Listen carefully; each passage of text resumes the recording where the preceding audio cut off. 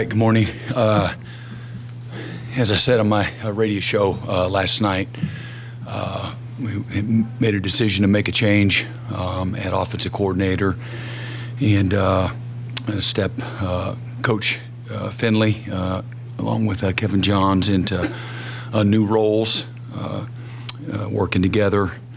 Coach Johns to coach our quarterbacks, and Coach Finley and the rest of the staff, Kevin included, putting together game plans, and we'll call it on game days.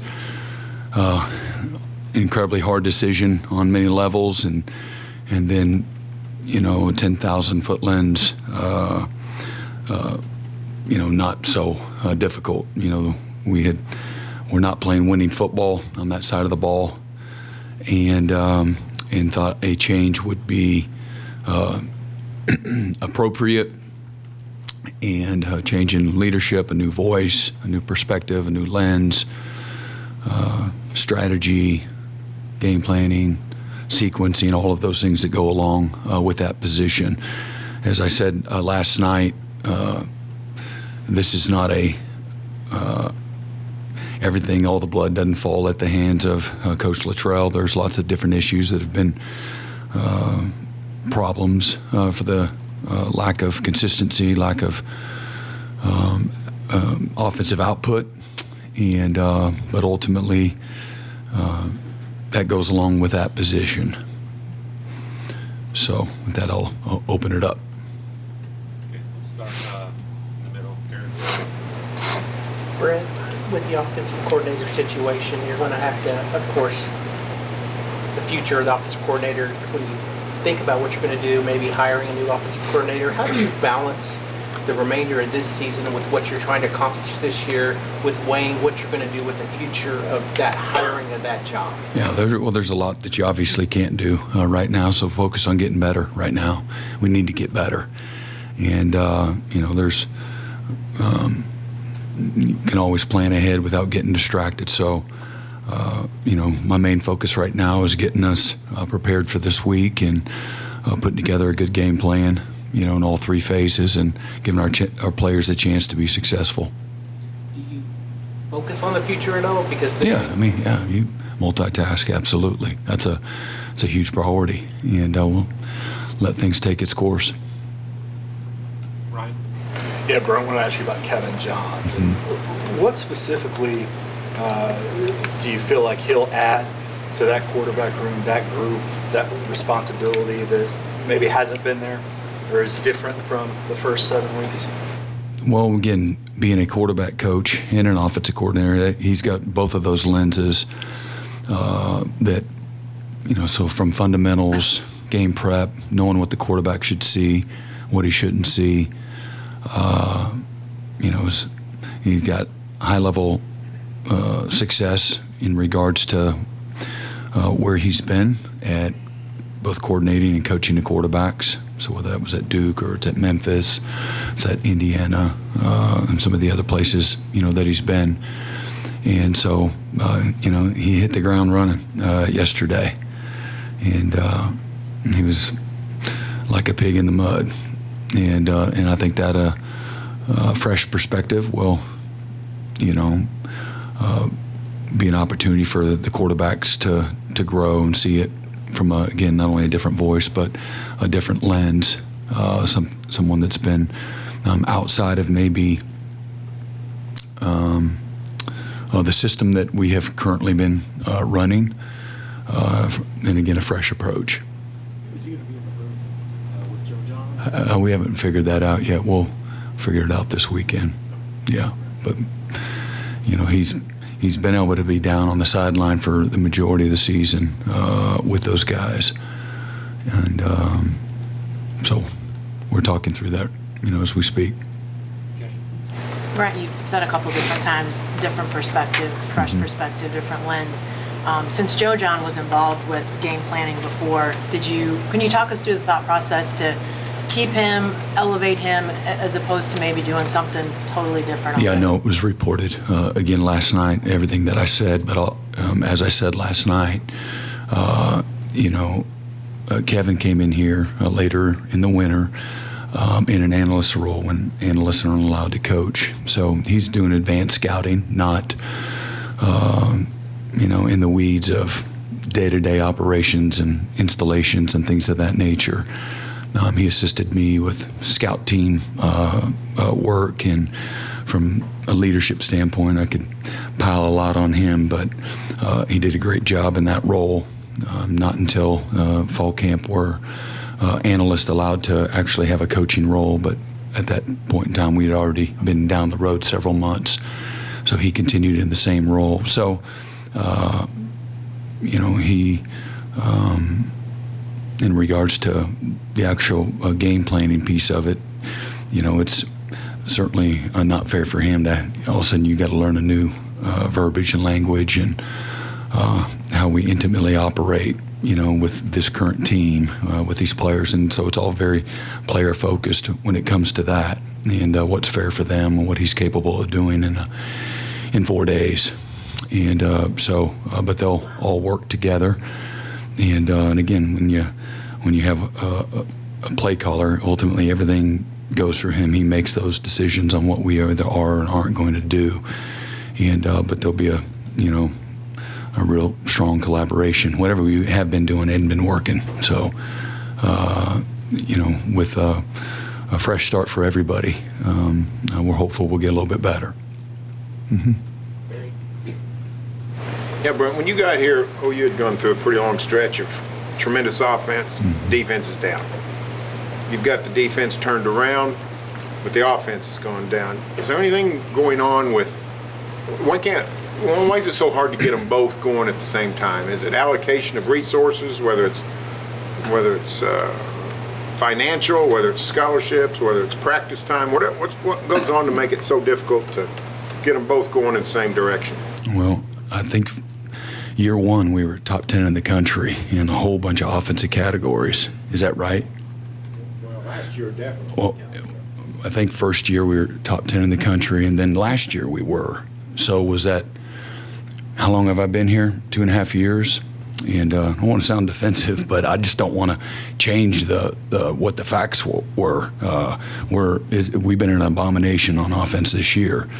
But year one and year two I think we're pretty good, and one of the best in the country.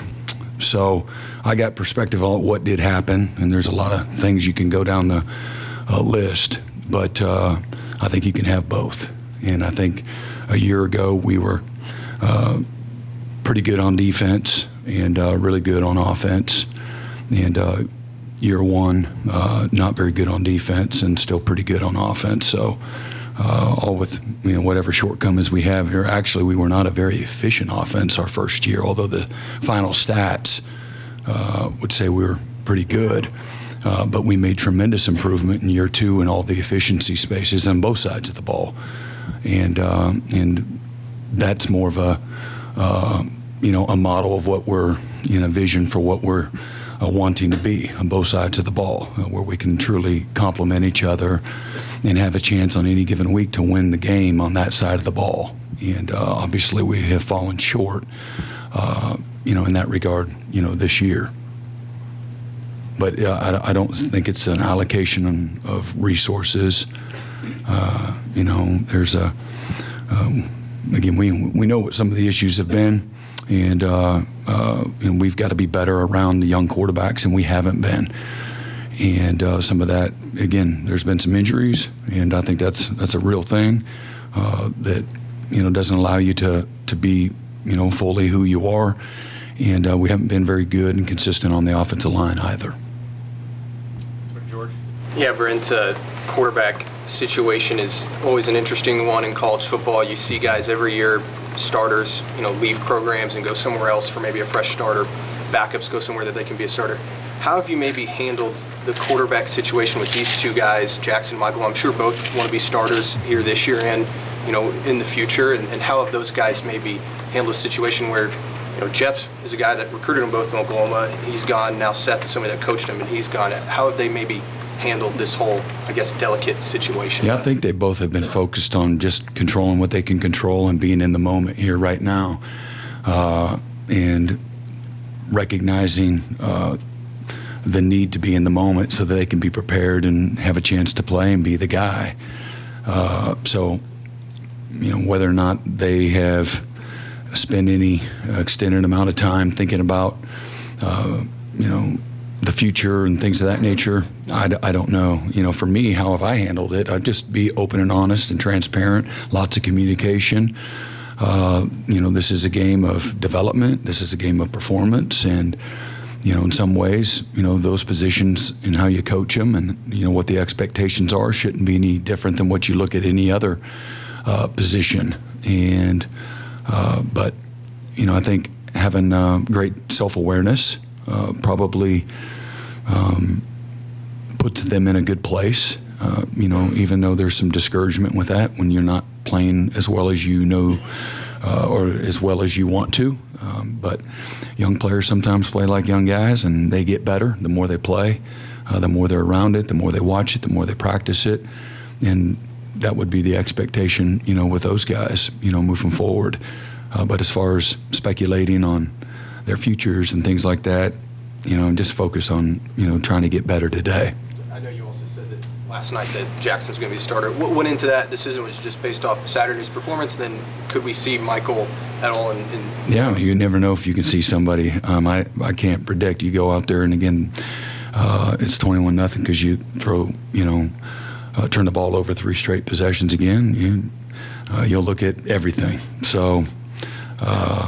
What went into it, Jackson stepped in and played pretty well, took care of the football, put one on the ground, recovered it, made a lot of really good decisions in the game, took command right from the get-go, had, again, several drops that would have made the day even better for him, individually. So that's what went into it.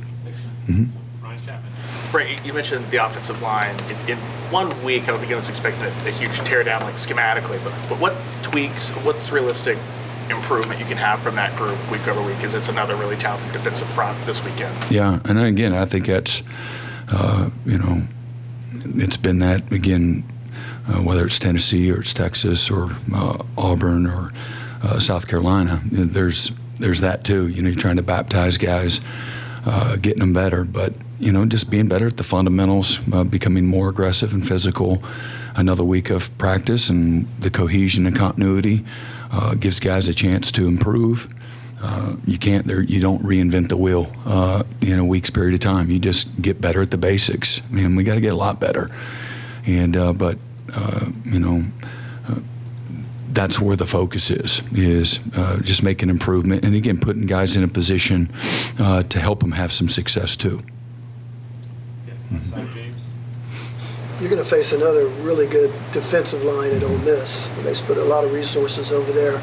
Talk about that, Matt. You just talked a little bit about the offensive line, but now you're going to have to match up against this front four. Yes, well, it's the whole defense, James, and just like again, we've played some really, really good defenses, and I'm not sure if there's been a season where a team has faced this many at Oklahoma, this many good units.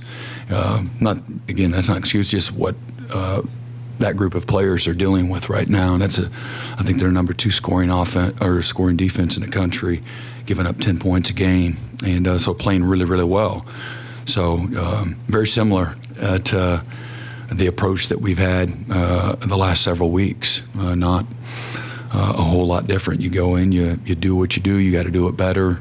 You got to take care of the football. You got to create explosive plays. You got to push the ball down the field. We got to do a lot better job at protecting the quarterback, not allowing as many negative plays, and try to get into a rhythm offensively. And but this would be a great challenge for the guys. They're a tough group to do it, and not many people have had success doing that. Is that the best front you've seen? This week? They're all good, man.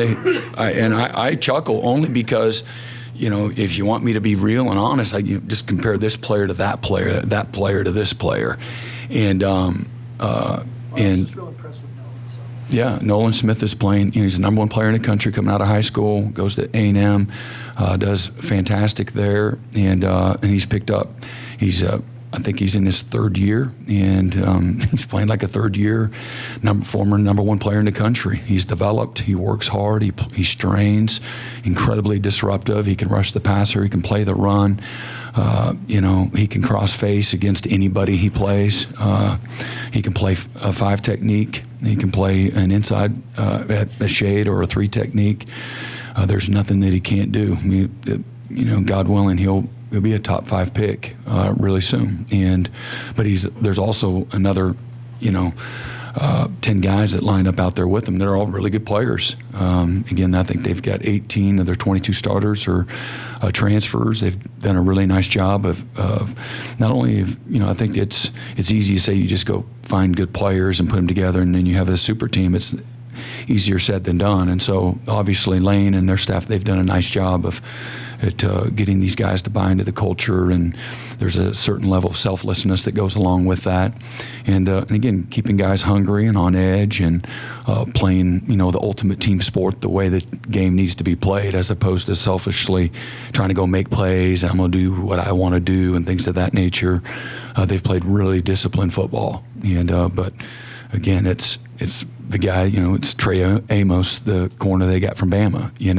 He's somebody along with,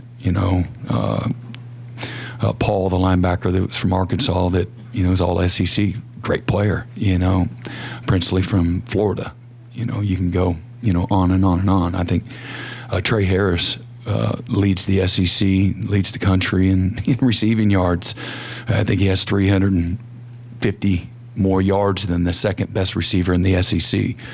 A fantastic player. And that's not talking about Juice Wells and their tight ends or their backs and things of that nature. So Jackson Dart's the only player in the country, active player, that's, rushed for over 1,200 yards in his career and passed for 10,000 plus yards. And he's playing, lights out. So they've got a really good team and don't see any weak links in the chain anywhere. But that's exciting. Yeah, Brent, just a quick one about Gavin Sawchuk. He's never been listed on the availability report, but his snaps have obviously diminished the last couple of weeks. Is it performance-based, or is there something else going on with him? On the availability report? Yeah. Gavin's never been listed on it, but you look at Saturday and he was never in. Is there something? Is it performance-based, or is there something else? He strained going into the game, he was healthy. He strained a quad. And then back-to-back weeks where Troy Everett's been named one of the team captains. What did you see with his leadership when he was going through that injury, and how's it been amplified since he's come back? Yeah, he's just a natural leader. Certainly can't lead when he's not at practice and in the middle of the grind. It's just you feel like a man without a country when you're that player. And but he's a guy that's an emotional leader. He's an alpha. He brings out the best in guys around him as far as leading.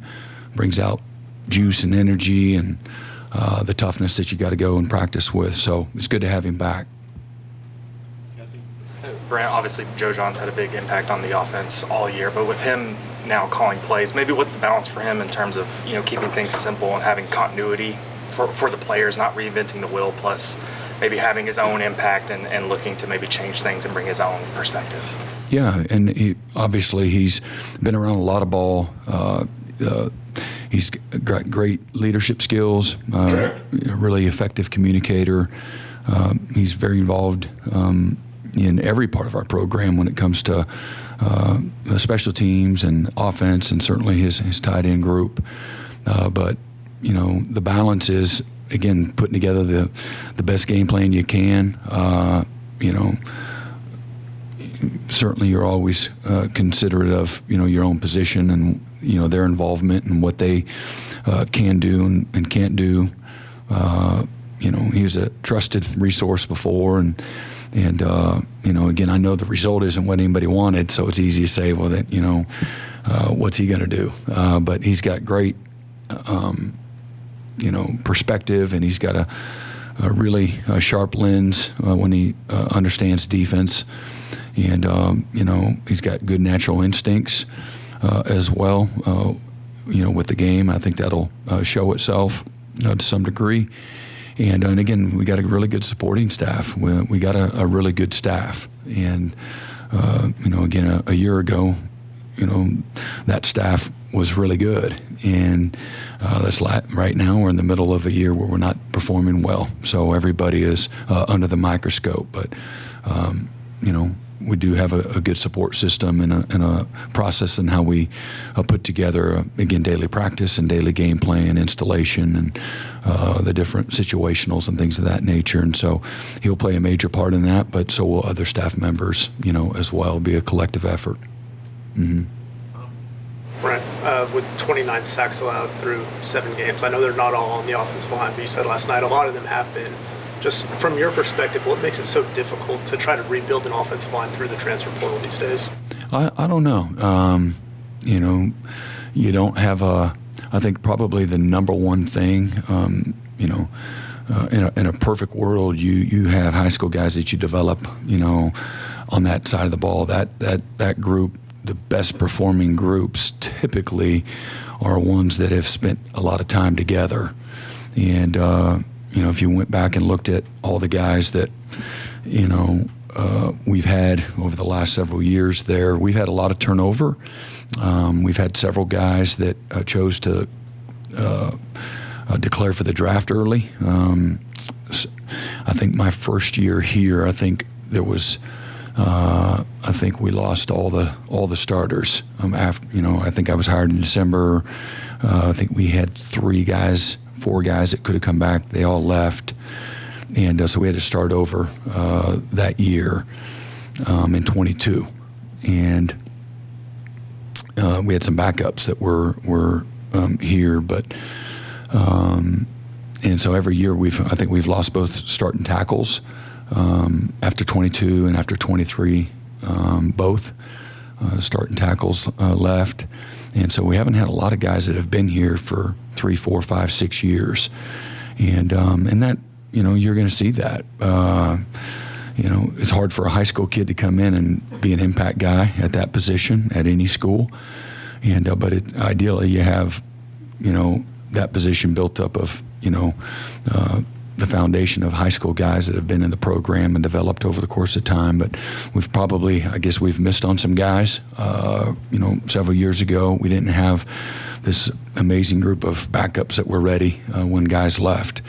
And that's, you want to build that if you're building it, appropriately. And so everything matters, when you're building that. And guys that, can be a great teammate, be a good player, but also be, go to class, make good decisions off the field, socially, and then be willing to put in the work to develop. And that's been a group that we've fallen short in regards to the transfer guys. That they've only been here for a few months, and so when you got to rely on the majority of those guys, you can lack some continuity in the chemistry, the things that we're talking about that enable you to be able to, execute at a high, consistent level. But at the end of the day, we do have some guys that have been here. We got to help them play better. They got to play better. We got to play tougher. We got to be more physical. We got to be better in pass pro. Our fundamentals. We're not winning a lot of matchups. We're losing a lot of matchups. There's not a margin for error with the guys that we're playing. But we got to help them do things that they can do. And so everything affects them, run game, running back play, quarterback play, receiver play, all that stuff affects them too. And so again, right now we're not very good at any spot, let alone offensive line. Brent, I think you talked about it a little bit after the game, but seeing what Jacob Jordan did on Saturday, how much do you hope that kind of performance, encourages other guys who maybe haven't been playing as much to kind of value their opportunity here in the home stretch? Yeah, again, I spoke about this last night. I think it's a great example. We talked about it in the team meeting, a guy that just has been working, showing up every day, getting his reps, not getting the opportunity in game, but not letting that affect him, his practice habits, his attitude, his mindset, his effort. It's because of all those things that allowed him, when called upon, that he was ready. And so that was the message to guys is to stay ready, keep working, keep developing, keep believing in yourself, trust the process, all of those things. He's a living, breathing example of what that looks like. And taking all the things that you do in practice and taking it to the game day. And sometimes how a guy practices, sometimes they get in the game and they're not mindful of all those things, the fundamentals, the details, whether it's in route running or it's in protection or it's in, effort. Some guys have paralysis by analysis when they get out there on game day, and that's, you don't want that for any player at any position. It's not going to help you win. Yeah, Brent, you mentioned the tight end position earlier. How do you evaluate that group this year, and how much can they help going forward with their improvement protecting the quarterback? Yeah, I mean, it's been a more productive group than what we had a year ago. Some of the things they've done a nice job, and there's some other areas that we got to do a lot better. We got to block better, and at every level of football, you have to be able to block the guys that line up in front of you, whether at every single position. On defense, you got to whoop the guy that's in front of you. And if you're losing more of those battles, everybody's going to feel that effect. And so some of it's positioning, some of it's technique, some of it's physicality, some of it's strength. Some of it's not a good matchup. And so find the ways. I think offensively you can find ways to not ask them to do things that they're not capable of doing. That's part of coaching. And sometimes maybe it's a collaboration. They're supposed to get some help if they're not able to do it on their own. And so I think all of those things are important to your point. And, but we are more productive at that group. It's allowed us to do some more things. At the end of the day, we haven't been productive on offense or played winning football on offense, as I said before. So, I'm gonna recognize progress that has been made, but also at the same time knowing that, man, we got to be a heck of a lot better. And I don't think there's a position group, on the offensive side of the ball that is immune to, the lens of being critical, and we have to improve. We got to get better exponentially every single position. But there have been some signs. Maybe it's an individual player. Maybe it's individual part of the game of being a position player that has been good, but not good enough. And so I don't want to sit here and promote something that's not there. At the end of the day, there's a body of work. What's my grade, coach? And everything you add up, we are not where we want to be there yet. But again, I believe in the guys, understand, again, I think part of the coaching is understanding your weaknesses, understanding yourself, having a great self-awareness, and then protecting your weaknesses, enhancing your strengths, and all the while you relentlessly focus on getting better at the places that you're not very strong. And so you attack that every day. It's like I said, the improvement process typically is never happens as fast as you want, and most for the naked eye, it's not apparent. And but when you're around it every day, you can see some of the incremental improvement. But at the end of the day, does that help you have a winning performance? And right now, it hasn't. Yeah, Brent, you talked about the injured receivers last night. I want to ask you about Jaden Gibson. Just where is he at his rehab, and do you also expect him back next season? Yeah, he's done remarkably well.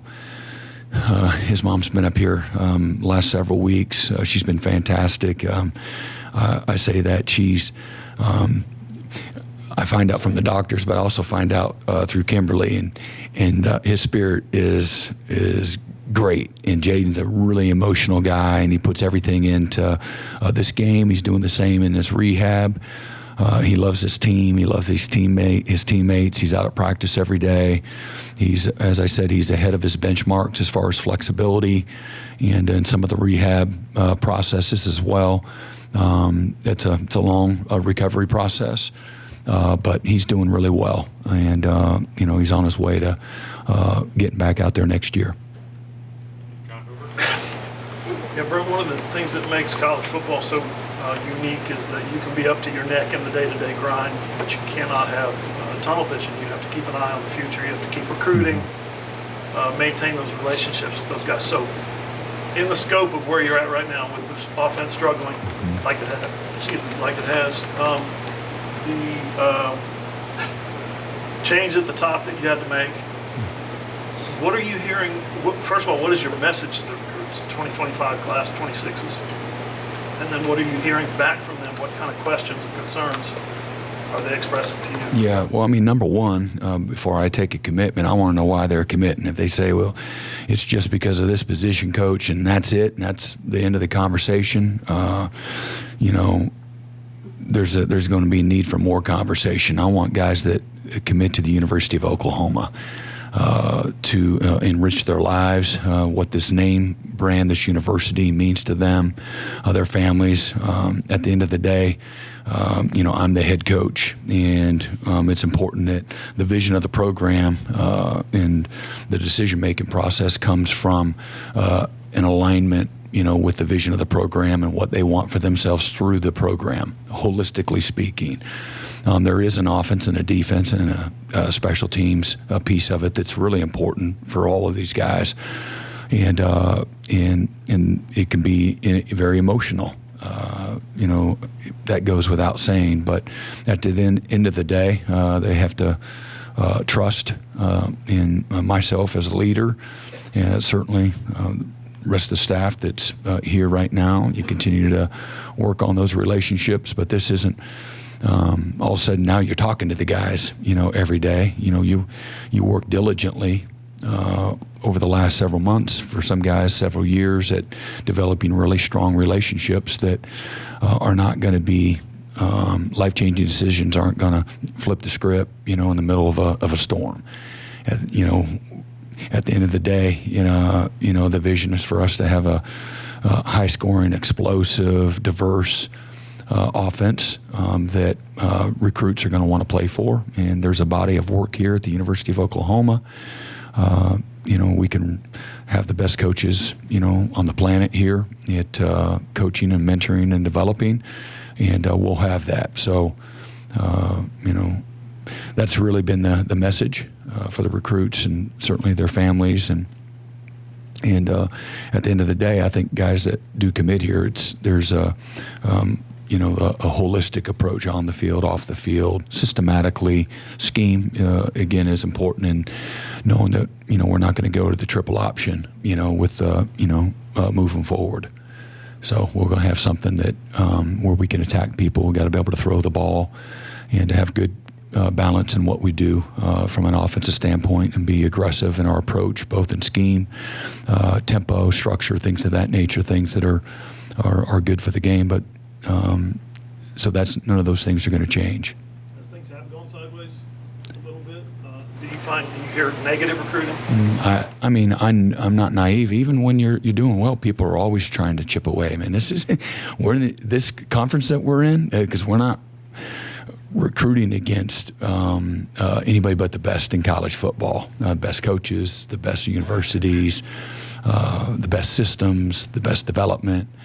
And so it was that way, 2 months ago, and it's not going to change. And, you got to recruit every day, and you got to work on those relationships every day.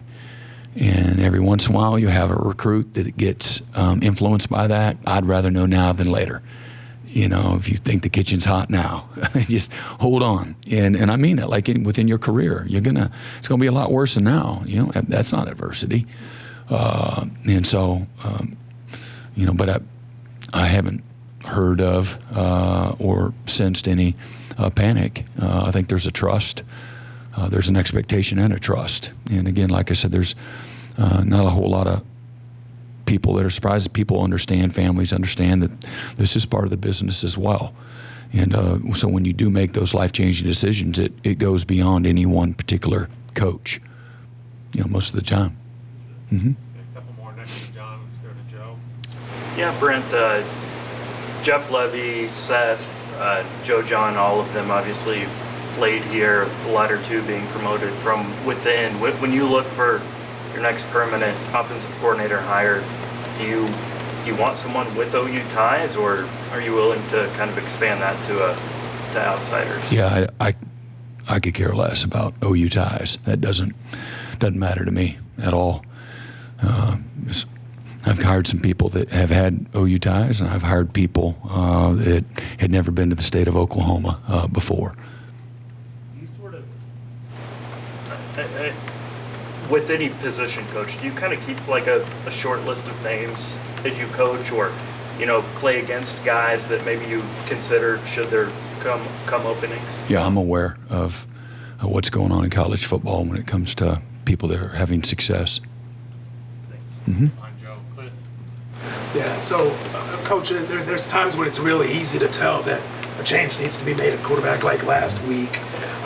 But, looking at the overall picture of the quarterback position, how difficult is it to judge that position when the offensive line is struggling the way it is, when you have that many injuries at the receiver spot, when you have guys dropping passes, when, the body of work is kind of disjointed because you've got one guy in and then you got another guy in? How difficult does that make the process, especially because you've got to make not just short-term but long-term decisions on these guys? Yeah, I mean, I think, to your point, there are a lot of things that you have to look at. You have to have a broad perspective. There's a bottom line, result perspective, and then there's looking at all the extenuating circumstances. Again, young players play like young players most of the time, so you look at what are they complemented with. But they're, over time, what can be a byproduct of the inconsistencies around them is start, lacking in trust, and that's an important piece too.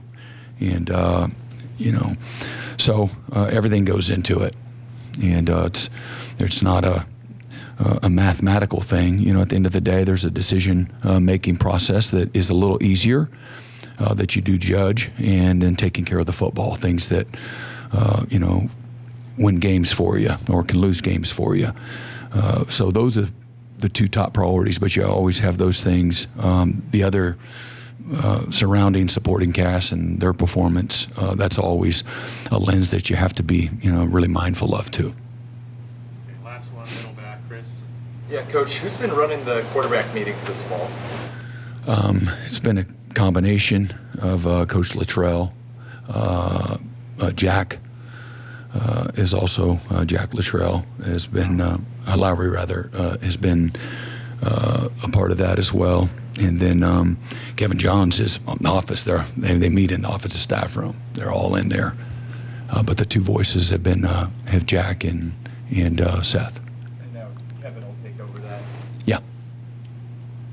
Thank you, Coach. Yep.